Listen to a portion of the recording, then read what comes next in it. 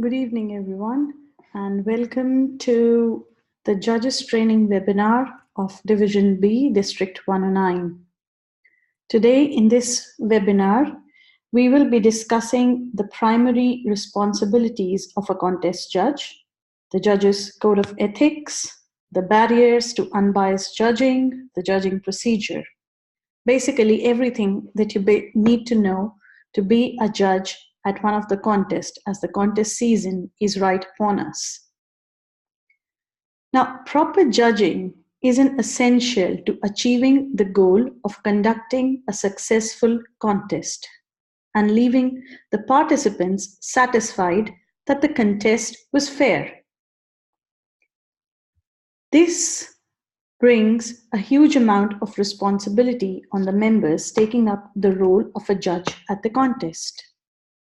But like we say, what's in it for me? Why should you or I be a judge? Because not everybody can be a contestant, not everybody can be a contest chair or a timekeeper. And being just an audience is not very fulfilling. So being a judge gives you a chance to be something more than just an audience. Now, being a contest judge is a matter of pride and power. Pride because you are trusted to ensure that the best person is going forward to the next level. Power because you are the deciding factor on who is going to be the representative of the current level, like the club, the area, the division, into the next level of the contest. And that reminds me of a quote by someone very famous, the Spiderman, who says, "With great power comes great responsibility." So as a judge, there is a lot of responsibility onto you. So before we move on to analyzing our responsibilities and ways of judging, first let's check the eligibility, that are you eligible to be a judge or not?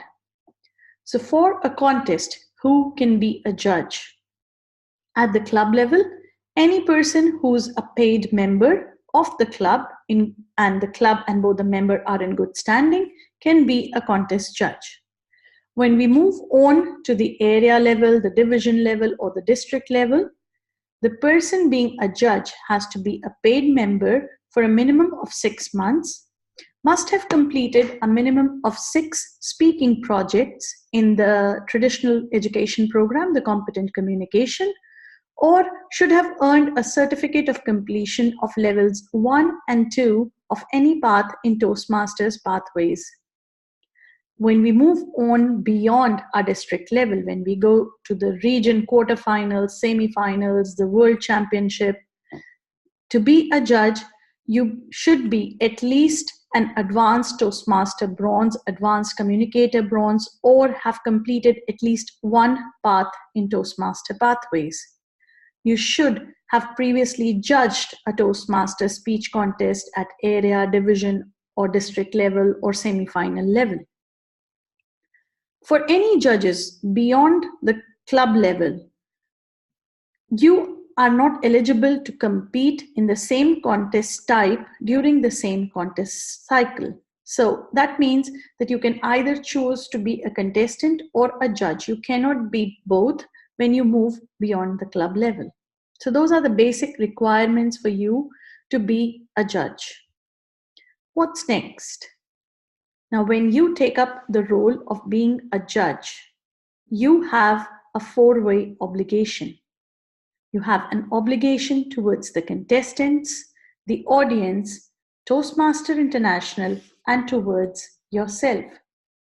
When I say an obligation towards the contestant, it means that the contestants are expecting, and they also deserve, fairness and impartiality, and they should receive nothing less than that.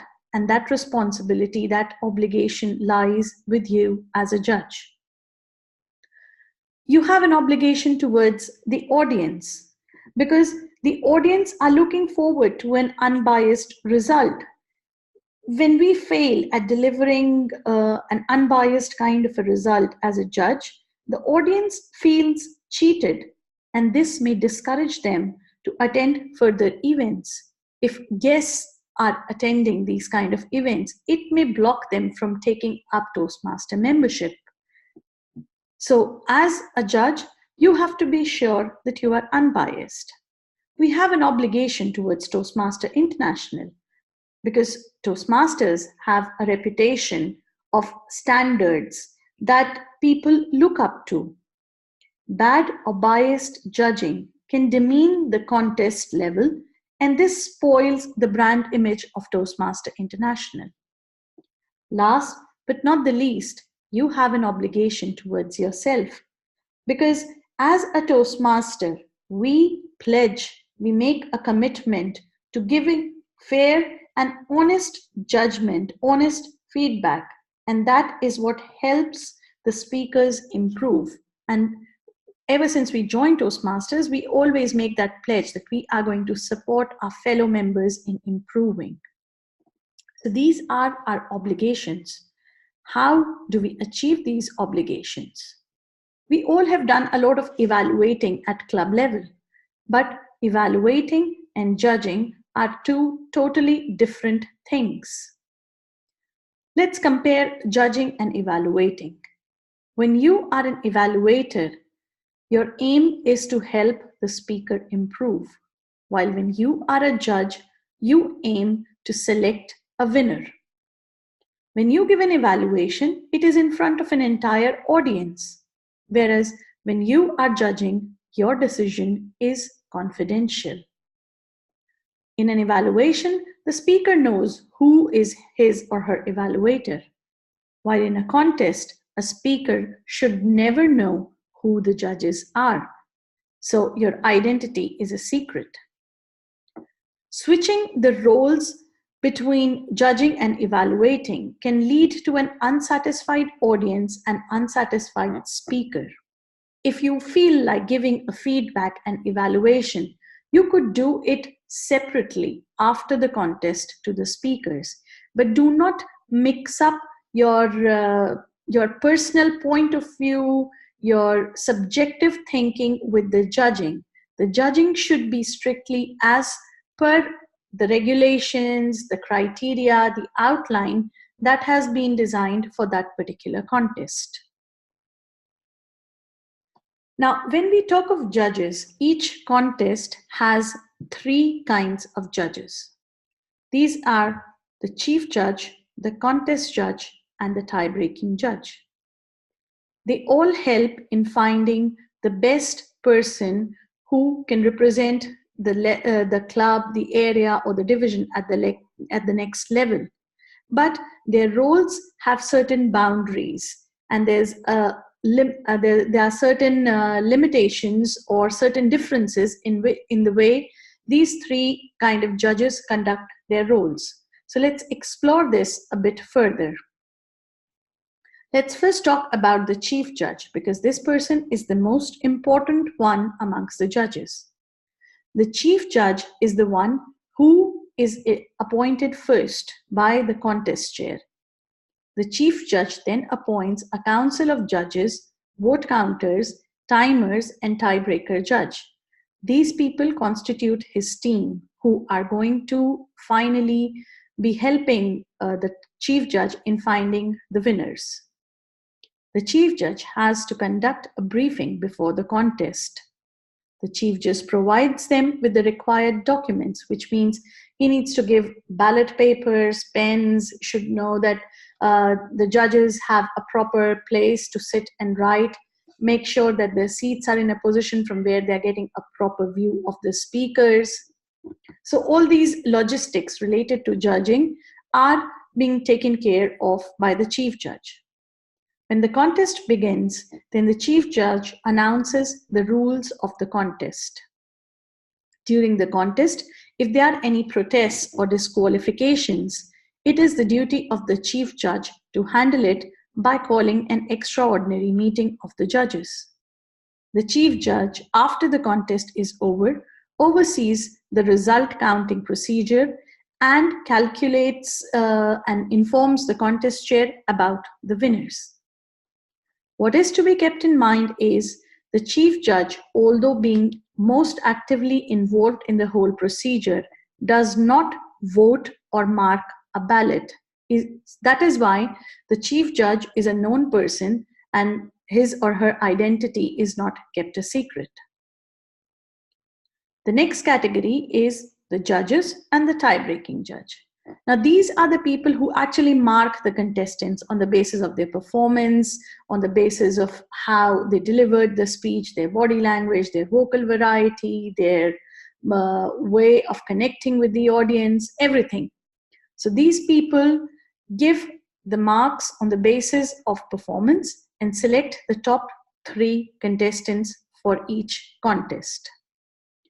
Now, the judges and the contestants are the only ones who can raise a protest of originality of the content or eligibility of the contestant, which means if you are just sitting in an audience and you know that a speaker's speech is not original, you cannot go and raise a protest of originality. It has to be either a contestant or it has to be one of the judges who raise a protest against any contestant. Now, the tie-breaking judge does exactly everything what a contest judge does. But the tie-breaking judge has a ballot that looks slightly different, and his or her ballot is opened and counted only in the case of a tie. If there are clear winners, the tie-breaking judge's ballot is discarded unopened. So that briefs us about the 3 kinds of judges that we have at contests. Now, what should be the qualities of a person to be a good judge? What a good judge must be? To begin with, the good judge must be a very good listener. You have to listen attentively, discard any kind of distractions that come along the way of the speech, have to be focused on listening to the speaker. A good judge has to be accurate. They have to be accurate in marking strictly on the basis of performance. The good judge must be fair. They should not let the personal opinions or any previous information or incident influence their decision. A good judge must also be trustworthy. They should project the image of being fair, unbiased, and the speaker and the audience can rely on them for giving a good judgment. And last but not the least, a good judge should be knowledgeable. They should be knowing the contest rules properly. They should be knowing the judging criteria properly. They should be knowing how to mark. They should have gone through a judge's training. So with these tools in hand, the person can be a good judge. What next? We've been talking about being fair, being trustworthy, doing it accurately, being balanced, everything. But there are always some barriers to this objectivity, which can lead to a subjective judgment, which may not be very fair. So let's discuss some of them. The first one that we will discuss is the speaker's position. Now, when we start a contest, we make a draw where every speaker is assigned their order of speaking. The speaker's position should not influence a judge. A judge should be giving the same amount of attention to each speaker, whether the speaker is first or last. It should not be that if it is the last speaker, by then you've had enough of speeches and you are less focused and you don't mark properly, or whether it is a first speaker, so you are over enthusiastic and you overmark and ignore certain criteria that were not being followed. So a speaker's position in the order of speaking should not matter. Equal treatment for all speakers. Now, technology malfunction. These days, we use a lot of technology in our contest. We use collar mics, we use head mics, we use handheld microphones. There is presentations, there are screens, and this could lead to certain barriers. Like with technology, there's always a chance of a malfunctioning. As a judge, you should focus on the speech and do not give an advantage or disadvantage to a person who faced a technology malfunction. Yes, you can be taking into account the way the speaker handled that malfunction. Did that spoil the speech ahead of the difficulty? Did the speaker handle it well and confidently? That could influence the section of speakers' presence of mind and confidence, but it should not be given too much of a weightage. And for this, you should make sure that you are sitting in a position where you can see and listen to the speaker clearly, even without the aid of microphones. The third barrier is champion for the underdog.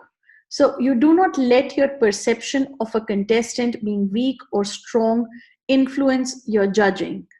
For example, if a person has been competing again and again and never wins, and you feel, oh, this poor person tries so hard, do not give sympathy votes, do not give sympathy marks, do not add on marks only because that person has been around so many times and is an underdog. Be fair and mark strictly according to the performance. In exactly opposite to this is the barrier of being second time around. If a person has been a contest winner previously, if they have been continuously performing and winning, do not let the previous performances of a contestant influence your judging. Maybe a contestant is taking part in more than one contest.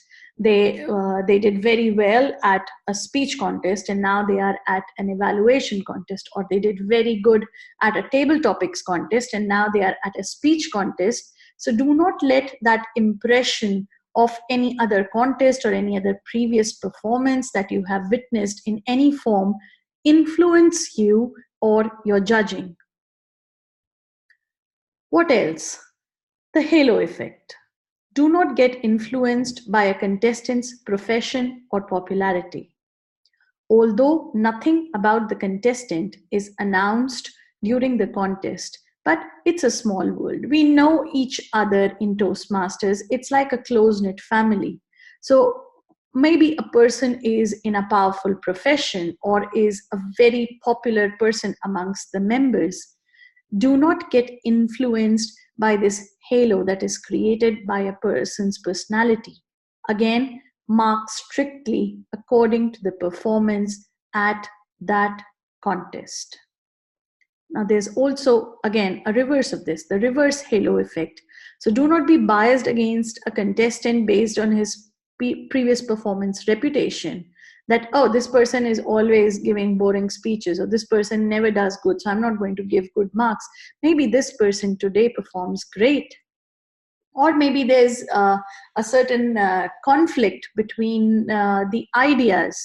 So don't let these kind of things influence your marking pattern.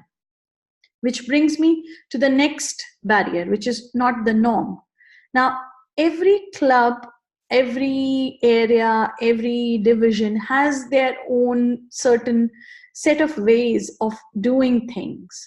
Some clubs might be preferring people speaking from behind the lectern. Some might prefer that lectern should be left alone, the podium should be left alone, and the speaker should be all over the stage. Some prefer that keeping a paper in hand does not affect anything. Some might think having a paper in hand is a big no. There also be things like, oh, all contest speeches should always have a message, a meaning to it. Some might think, oh no, humorous speeches are better for contests, so there should be more of humor in it. There is nothing like a norm in a contest. The marks are very, very objective. So do not let these preferred styles, these preferred patterns, which you have been involved with regularly, or which are your personal favorites, influence you against or in favor of a speaker. The last one is prejudice and personal preferences. Again, this ties up with the previous barrier, that if there is something that you don't like personally, maybe it's about a racial discrimination, maybe it is about a topic like feminism, or maybe it is about something that you don't connect with. Maybe it's something, a speech is about social media and you are not in agreement with what the speaker is saying. Your personal preferences, your prejudices should not dictate your marking. Again and again, I repeat, the marking should be on the basis of the guidelines outlined in the ballot. With this, let's move on to what are the type of contests in which you can be a judge. First and most important are our speech contest. The most important of all contests is the international speech contest, which goes all up to the level of the world championship. Then you've got language contest, which in case of our division or district will happen in Greek, French, German, Italian, and Bulgarian. So these are the languages that our clubs are using. So some of these contests, depending on the number of participants, are going up to the district level. Then there is a humorous speech contest, which we are not having this time at the district and division level. But it is a good way of encouraging your club members to do humorous speeches. This could be done at club level at some point, just as a special meeting or something, and you could judge that. Then we have speech evaluation contest and table topics contest. So those are the categories of the contests that we have. And now we will take a look at where the actual judging happens, the ballot. The ballot of a speech contest is divided in two parts. As you can see, there's an upper part, which is the area where you mark. This is your working area. This is where you do all your marking, your calculations. The bottom part, which is divided by a dotted line, is the part that is to be returned to the vote counter. This is where you give your final verdict. So we will deal with the ballot paper in a bit more detail. Let us first consider the speech contest ballots. The top part is where you write the name of the contestants. The name of the contestants is normally put up on a screen or a whiteboard or a flip chart in the order in which the draw is, that who is number 1, 2, 3, and 4. So write down the name of all the contestants before the contest begins. And then we move to the part where you give your actual marks, your points.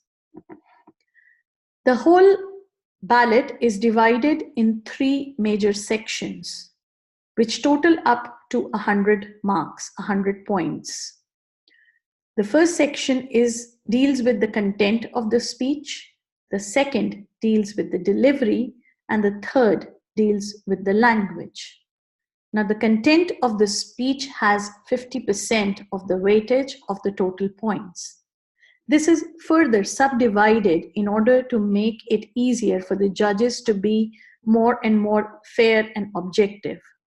So the content is divided again in 3 parts, which is the development of the speech, which deals with how was the speaking material, how was the speech organized, the structure of the speech, did it have a definite opening, body, and conclusion, those kind of things. So basically the structure of the speech, that is 20%. Then the effectiveness, that is, did the person was able to achieve the purpose to send across a message, that was the core of the speech. And then the third part is the ideas, logic, and originality of thought. It should be an original idea. It should not be something that is very repetitive and everyone is been saying it, is too cliche. It should be something original. It should have a logic behind it. The second section is the delivery. Now this has again three sections: the physical, the voice, and the manner. By physical, we cover the area of their appearance, their body language, their gestures, their movements, the use of stage. In the voice, we cover the area of vocal variety, the flexibility, the volume, the tone, the pace, everything related to the vocal part of the speech. And third is the manner. Was it direct? Was it assuring? Was it enthusiastic? Were you being able to convey the feeling that your words describe? Third section is the language section, which deals with appropriateness, that the subject, the language used, was it appropriate for the audience? Were not some abusive language was being used, abusive words were being used, topics like sex, politics, and religion were not being overused in the speech. And then there is correctness, the grammar, the clarity of pronunciation, the selection of words.